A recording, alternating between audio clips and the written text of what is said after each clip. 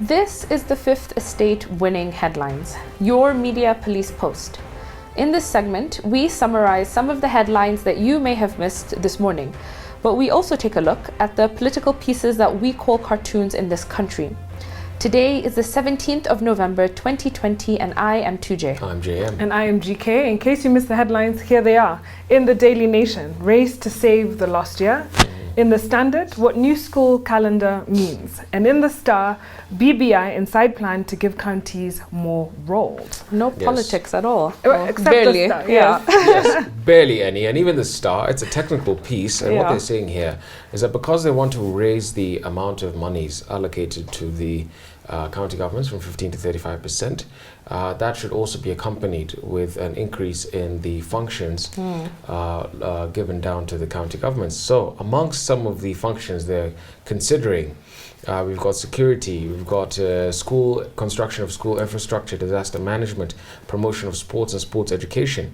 And finally, they also suggest to do away with duplication of roles, to do away with the positions of village elders, assistant chiefs, chiefs and sub-county administrators, or to merge those, or just hand them over to the county governments.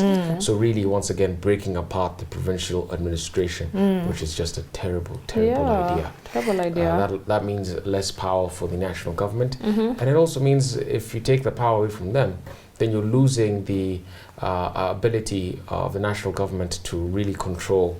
But in devolution, you must cede some things, and maybe a chief and those kinds of people are better suited to the lower levels, and national government can concentrate on other things.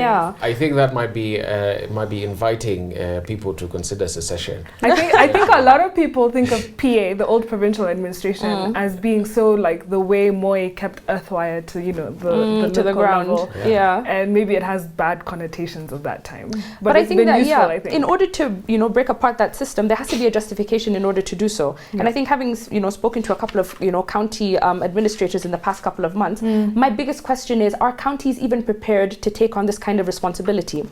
But I think at that point, it isn't on us to blame the counties. I would actually blame the national government more so, because I think it's an issue of capacity building. They've babied them for too long. If you want to say that the county government should take on issues of security, disaster management, promotion of sports and sports education, or whatever, climate change, whatever it may be, these counties have to have capacity and education and understanding in order to take on those roles. What we don't have is good leadership. And as I will say it, and I will say it again, once again, 47 generals for 47 counties. I'm not against that at all. We have the best human resources. Our problem is leadership. It really is. And some of those at the national level as well. At the county level. At the county level. The technical expertise is there, the technocrats are there.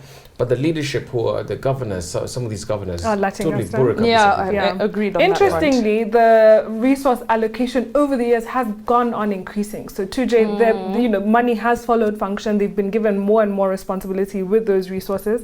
And I think if they're going to get to that 35% mark, then they really have to prove that they deserve it. And that money should follow I think I'm in a mood to blame everyone today. Because now I'm going to go back on the counties. I don't even think they know what to do with half of the money that they receive. But that's a conversation. And we saw that even with them being able to do audited accounts and all sorts of things. We can park that. We have a 3-part criteria that we will use to break down the headlines. We'll ask ourselves, is it topical or speculative? Is it repetitive or groundbreaking? And is it thoughtful or just plain lazy? What do we think of that headline?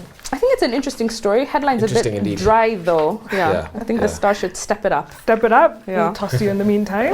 It's actually quite uncharacteristic of the Star. It's such a boring headline. That's true. Let's move to the Daily Nation, and we can do it together with the Standard. Yes, the Daily Nation, race to save the lost year. So essentially, because of all the ongoings and complications that COVID has brought into the education system, the normal school calendar is not going to resume until 2023. So the Ministry of Education has a 3-year program in which they're going to save, as the Daily Nation rightly says, this lost year of 2020. So essentially what this is going to do is the kids and the teachers are going to have shorter holidays, longer school terms, in an effort to fit in all that was lost in this past year.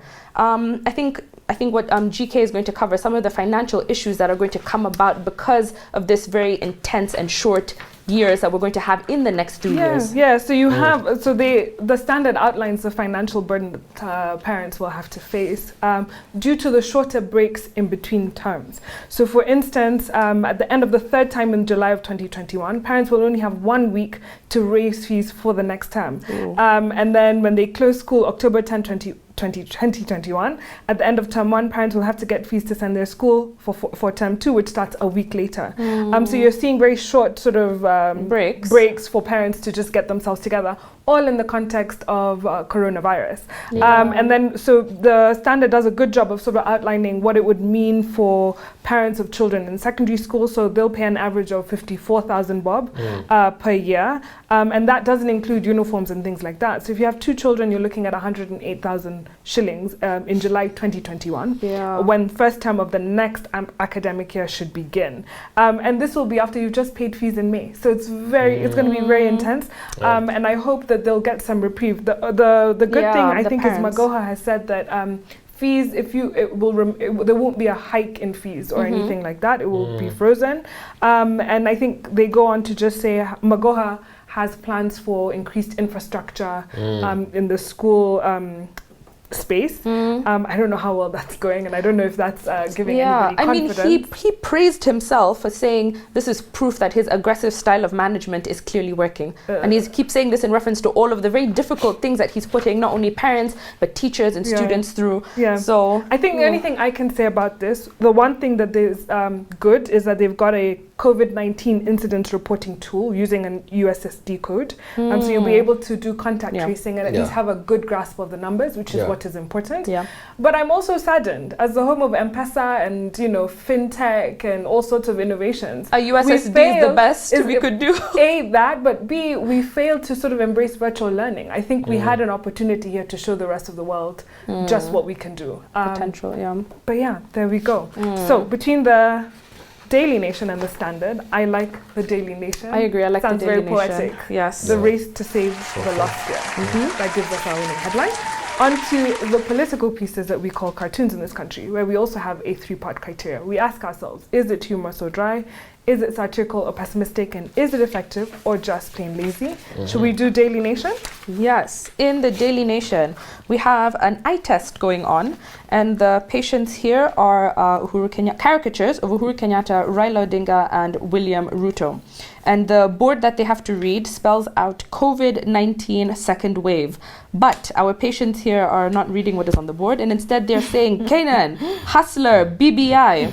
And I think they're picking up lots of glasses on the floor. I don't think the doctor can figure out what their prescription ought to be. They're literally not reading the room. Because there's other things going on. Nothing really should stop reggae. Nothing can stop reggae. Exactly. Our life can't be put on pause because of COVID. I mean, it's quite a disruption, but still, we've got to fix the political architecture of this country. And Kenyans out there, we all think that we could do a fine job at leading the country, fine job at being opposition leader, being Uhuru Kenyatta and so on and so forth. But once you're there, people should stick to their lanes.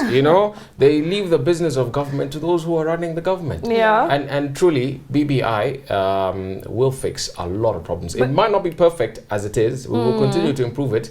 But there's some really good ideas there. But we should draw lessons from Trump. Trump's biggest failure in the last election was his bad response to COVID-19. A lot of people have blamed the many deaths due to his response to the pandemic. So I think whoever, even as we push for BBI, it's important to prioritize.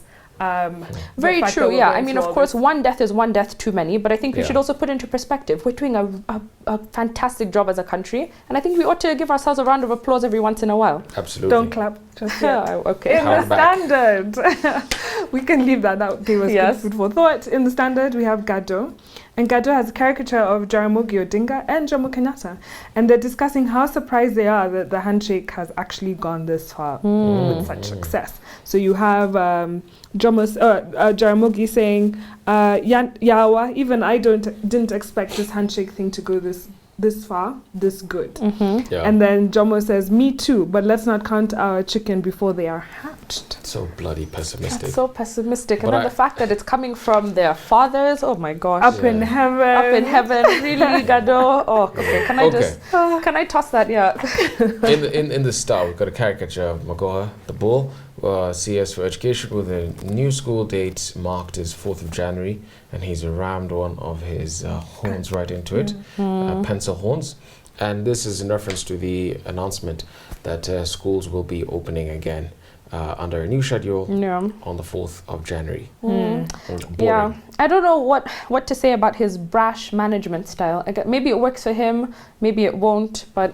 Yeah, but I think this moment calls for all the stakeholders being brought to the table, Yeah. but also it calls for somebody to be decisive and make that decision. Yes, yeah. And you remember he made the first decision to start schools, and then the president told him, no, we're pushing it back. So who knows what will happen January 4th? Yeah. You've seen schools such as Cabinet, I think 38 pupils testing positive for corona. So I think approach with caution. Yeah, most definitely. Shall we give the blind 3? Yes. 3 I blind love it. mice. I love it. Yes. Daily Nation gives us our winning rating. And now for our final thought, but before we get there, please remember to subscribe to our YouTube channel. And now our final thought. Today is inspired by a book entitled Johannes Gutenberg and the Printing Press by Diana Childress. And this is in the context of this week's theme, which is the history of mass media. So today we're going to be looking at the advent of print media that kind of like started that ball rolling in what mass media has become today. And so we all know that printing has become one of the most iconic, forms of media across the world. And once it started, it created this revolution that is even yet to slow down. And even as the computer age is changing the world again, the electronic technology hasn't really replaced that either wooden press or the metal press that we used to see. And it remains one of the key ways in which people communicate. Publishers around the world are still printing some 10,000 books a year, and almost 56 million newspapers are printed per day, using an estimated 130 million tons of paper annually. And so Johannes Gutenberg, unfortunately, probably didn't even grow up owning a book, because handwritten books were the only ones that existed in Europe at the time, and they were very expensive. Books were produced one by one in workshops that were called scriptorias, where scribes using an ink and a quill would carefully copy other handwritten books. And so some of these scribes were monks or nuns who lived in monasteries or convents. And so before paper became available in Europe, people were using animal skin, actually. And at the time when Gutenberg was a young man, paper had only recently come into use in Europe. So the Chinese had been using paper as early as the 2nd century BC, as the Chinese were always the first in so many things. But as trade flourished across the continent, paper eventually got to Europe, and production grew and it became cheaper to use. So before, where a monk would need a week to copy only 2 pages into a script, the printer could run off 500 copies of an entire book at the same time. And so before the printing press, what we actually had was the use of memory. Memory was the main way in which human knowledge was stored. And so we found that scholars couldn't often get to books because individuals didn't have libraries, or you'd find them traveling from one scriptoria to another. And so the ability to remember was integral to how society kept information together. So for centuries, it was a pure necessity that you had to remember things. And a lot of the time, work was shared orally, passing from one person's memory to another. And it wasn't so much about remembering things, but it was about preserving. So for example, the Reformation began when the printing press allowed Bible stories or information from the Bible to pass along from person to person. Before, it was largely held with religious scholars. Or how Socrates wrote down all the works of Plato. Plato never wrote anything down. It was his student who then transcribed it after he had died. And so consequently, knowledge was far less shared, and only those who could understand it were able to recall it. So it became this like elitist thing where knowledge, history, ideas were shared among intellectuals, and it really missed the general public. And that's why the Gutenberg press is often spoken in the context of the Gutenberg Revolution, which was the democratization of information, where everybody was then able to access all of this information that was largely secret or kept in few circles before. So I think, it's very interesting to understand how the work of one man created this entire mass movement that we still, enjoy today. Yeah. Absolutely. So Gutenberg, we see, was one of the first tech entrepreneurs in a Silicon Valley sort of way. And his journey in inventing this printing press wasn't a very rosy one. And this is actually a story that a lot of us who begin our enterprises end up going through. And so I'll just narrate a short account. First of all, it's worth recognizing that Gutenberg had been working at this for 20 years. Wow. Yeah. Before he actually got to the product. He'd been innovating and doing all sorts of inventions, and so it took him 20 years to refine the product, the printing press. And once he got our prototype going, he sought funding because he was very cash strapped by that point, as is the case similarly with today's tech startups. Yeah. But he ended up getting swindled by somebody, this investor that he had entered into an agreement with. And so the main part of his funding came in the form of interest-free loans from a ruthless businessman of the time, and an early venture capitalist known as Johann Fust, or Johann F-U-S-T Fust. And so in total, he got about $300,000 in today's money. Nice. And Gutenberg intended with that money to print 180 Bibles. But they were so pricey at the time that his earnings would have easily covered his own investments and those of Fust. So indeed, he would have made the money back. But right when the books were nearing completion, Fust struck and he reneged on the deal. Wow. So he sued Gutenberg, demanding repayment of his loans with interest. And because Gutenberg had yet to sell a single Bible, he could not pay. And so Fust took over the primary workshop, most of his equipment, and the task of publishing the Bible. So it would appear that what Fust wanted all along was basically an excuse to take over his business. But Gutenberg did something that Lee Iacocca did when Lee Iacocca was fired from Ford Motor Company and joined Chrysler. And he said, don't get bitter, get even. And so he decided to go open source, we're told. And so he began training printers all over Germany, all over Europe in his methods, thereby spreading that technology and that industry across the world. And eventually we know it played a really big role in fueling the Protestant Reformation that swept across Europe and into the rest of the world. It printed a lot of Martin Luther's tracts on Protestantism and so on. So yeah, an interesting account there, similar to what a lot of techpreneurs go through. So now. there's no such thing as a free dinner or an interest-free loan? No, none. I like the analogy there, because he was really a great innovator. So I picked up a few things from this book. For instance, watermarks. So right now, it's really easy. You go onto your document on the computer, you click a button, and a watermark appears. However, in the 15th century, paper, the watermark was actually made from linen rag, dried in frames, closely strung with wires.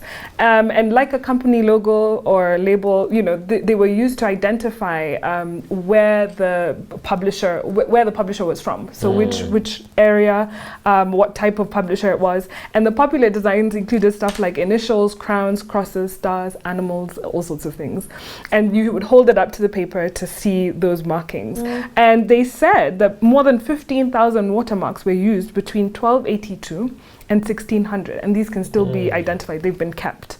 And so a cool tidbit is when manuscripts were, or early printed books were put a publisher's emblem, this was actually called a colophon. It's an interesting name. But then I also picked up stuff about newspapers. So the earliest newspaper release known to man was November 7th, 1492. And it was interesting. It was the most unlikely person. It was a professor from the University of Basel who was a talented writer, and he decided to publish a one-page release based on an event that had happened. So he was out in his garden and a meteorite fell into his garden and he heard this big bang. So he decided to be very creative and he put a political twist on this release, on the incident. He said, he claimed it was a divine sign that the Holy Roman Empire should attack the King of France. And so you start to see the beginning of sort of propaganda. One man and his ability to write this story really well. And it sort of went viral in those days. It was passed along and the story was told to many people.